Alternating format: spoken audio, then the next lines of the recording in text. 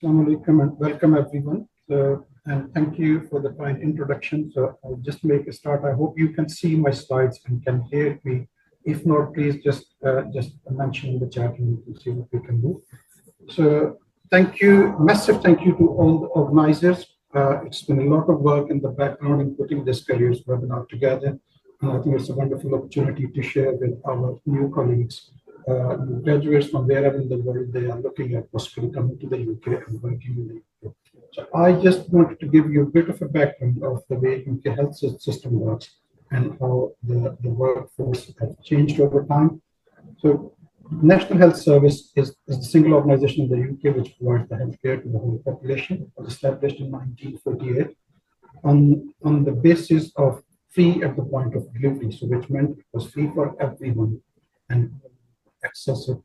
More recently, as part of their constitution in 2015, they have also established that it would be world-class service, which they aspire to do.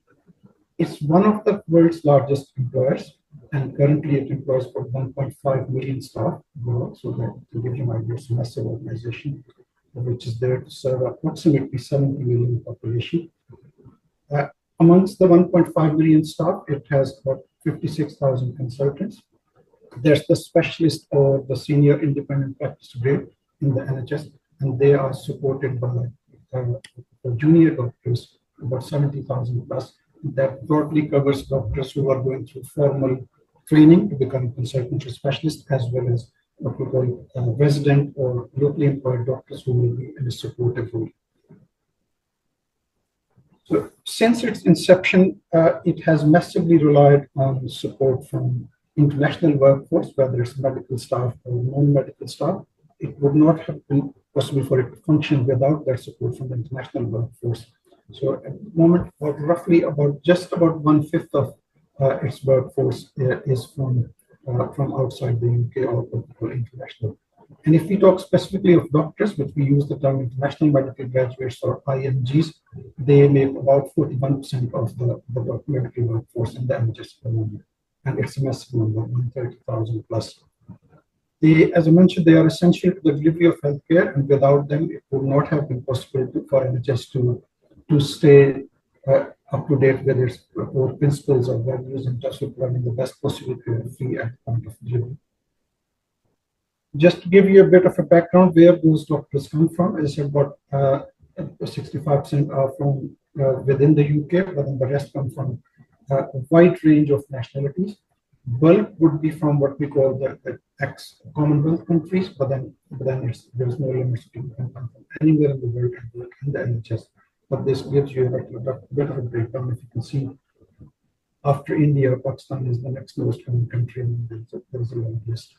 So it's a large number of doctors come from overseas, and they are sort of supporting in the NHS.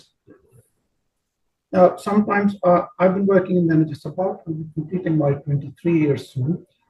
Usually I get asked the question to a bit of management role that why do we not have enough homegrown doctors? So has it been a failure of workforce planning, or has it been a planned approach? And there is no single answer for that, but I'll just take you through what has been the possibilities. Because there's been almost a 78 years old organization, and it still takes doctors from overseas. So if we look from within the UK, it costs the taxpayer about £30,000 to train a doctor through the medical school. Some of this cost gets recovered because students get loans and then they repay it, but then that repayment happens over a large number of years. And then that's just to make a medical graduate. UK has lots of training opportunities in terms of hospitals to train a reasonable number of medical schools.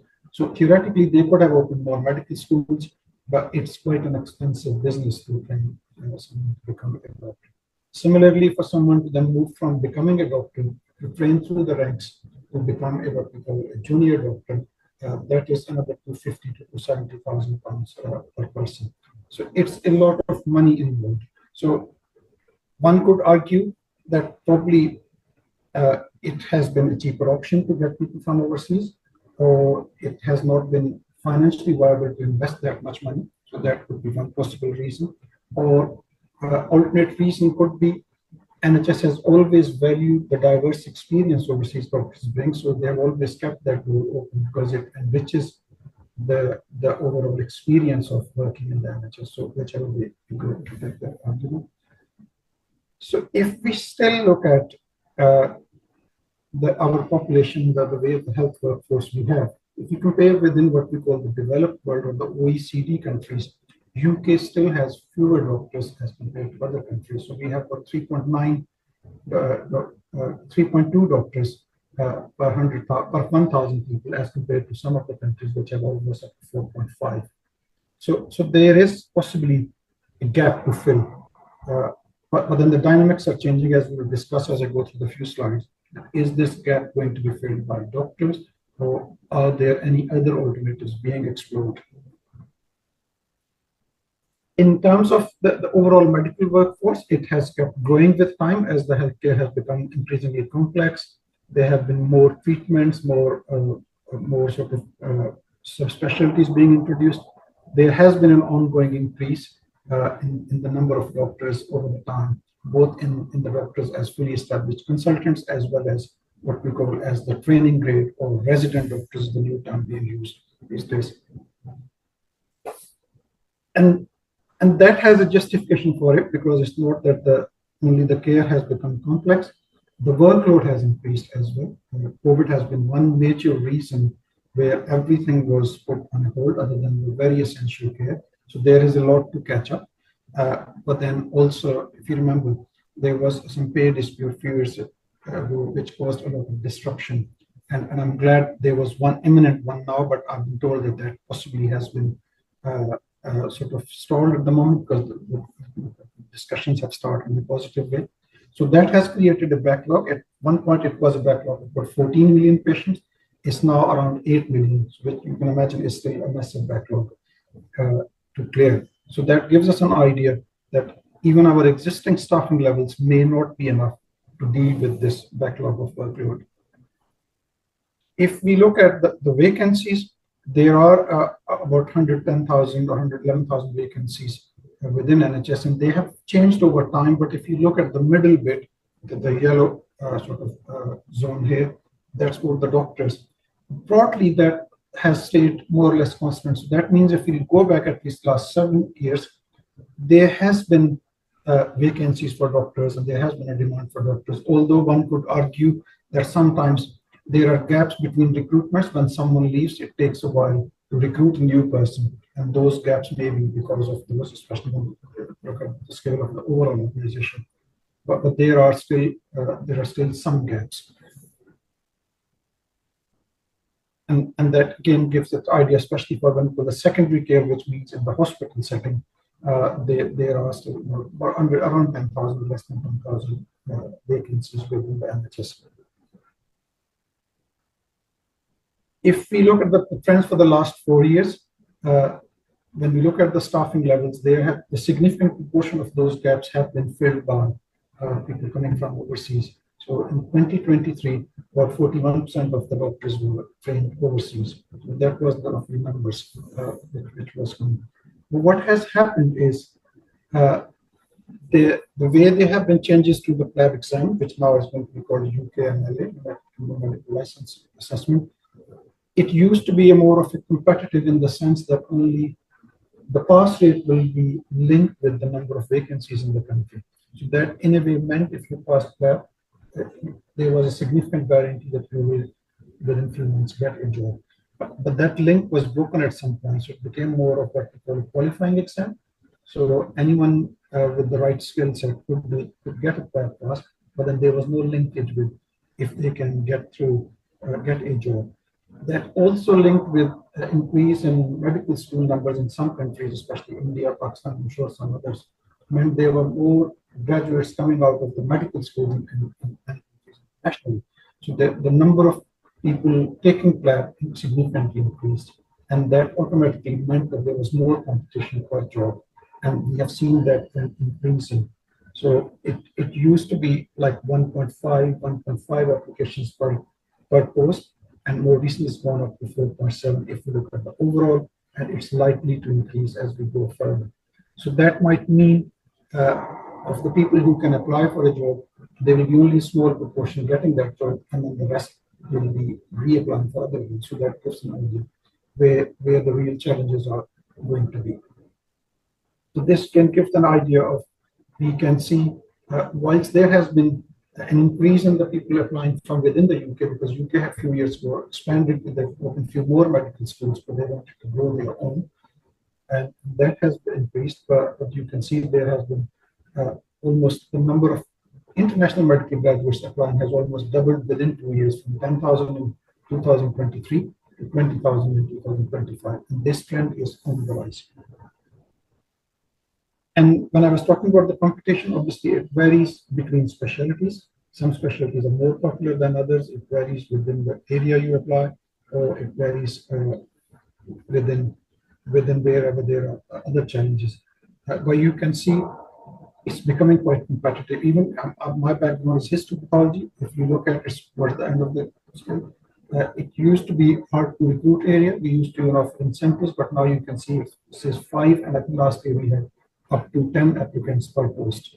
So that just gives you an idea that even the specialties which were not very popular, there is significant competition there.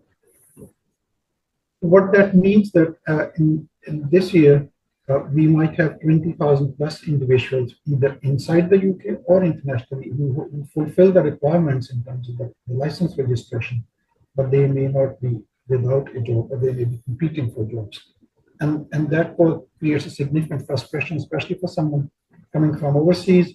They have to prepare for the exam, they have to pay the exam fee, they have to make travel arrangements, lodging, etc. It's quite an expensive business.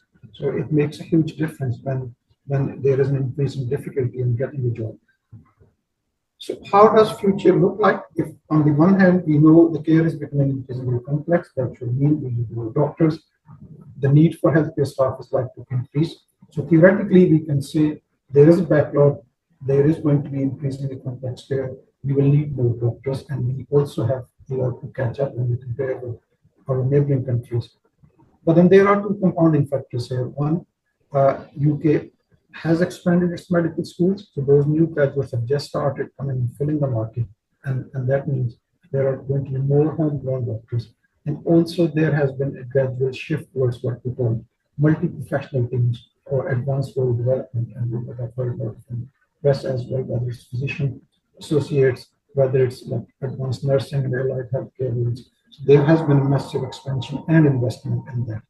So when we look at where the future medical or healthcare workforce will be coming from, it's not just now confined to the medical workforce. We will be looking at the multi-professional healthcare workforce model. So nurses, clinical scientists, allied health professionals will be picking up more roles which have been traditionally undertaken by medical staff. Plus, there is an advanced role development process in place where they not only just pick up the roles, but they can train to become almost a consultant. So we have what we call consultant nurse specialist, consultant endoscopist. So they could also start filling the medical equivalent roles. And more recently, there has been a massive directive from the Department of Health to look into what we call technology-driven solutions. But they've realized there isn't enough funding to keep on recruiting more and more staff. So there is a massive drive to look at how can we use digitization, automation, artificial intelligence to reduce our dependence on the human workforce. There's more focus towards all the non-medical or non-clinical roles, but there is a massive drive to now move into what we call the clinical roles as well. So we'll have to wait and see how all of this changes the landscape. As a starting point, it is, all I can say is, whilst there is still going to be need, the market is massively competitive. So that means individuals who are aspiring, who are already in the pipeline or aspiring to apply, they might have to think differently how they approach the situation. Also, the UK government has now, they are setting sort of targets for themselves, where they are now keen to reduce international recruitment at the moment from about 24% to gradually bring it down by 2036 to about 9 to 10%. That seems like a bit of an aspirational target, but just to give you an idea, it is there. And as the immigration rules are tightened, as potentially there is now a bit of a noise coming if you look at the way recruitment happens. It used to be a preference for the UK graduates first, and it was open to all as an open competition. And there is now a bit of noise coming from within the system that we should revert back to preference for UK graduates, because given the amount of money spent on those graduates, if they are not likely to get jobs, that creates a bit of a social problem as well as a financial challenge. So wait and see the space where that goes. And my feeling is that might get enacted at some point. So in terms of 2 minutes left, please. Options for our colleagues who are applying for overseas or considering, I would say changes are in the pipeline, so just stay informed, because that helps you make the right decisions. As the competition is increasing, prepare well for that. Get as much information, as much as help you can, because that maximizes your chances of getting a role. Be flexible, which I'm sure international graduates are usually more resilient and flexible when it comes to going for roles. So if you are flexible in terms of the area you want to apply for, type of role, the specialty choice, then that increases your chances. And then explore other non-UK options. I know many people look for USA or in your home country. And also continue to evolve, because then as you build your CV, whether through research or clinical audits, management experience, keep growing, keep upskilling yourself. And again, difficult to predict, but if we look back at the 78 years experience, the demand has usually gone through cycles over time. So there are cycles when there is less recruitment, there are cycles when there's more recruitment. We can't say which way the current trend will go, but again, that has been more of a historical trend. I think with that, I would say thank you and best of luck with your plans. And I hope we have series of other speakers who can then give you a bit more detailed information to make your own informed decisions. So best of luck. Thank you.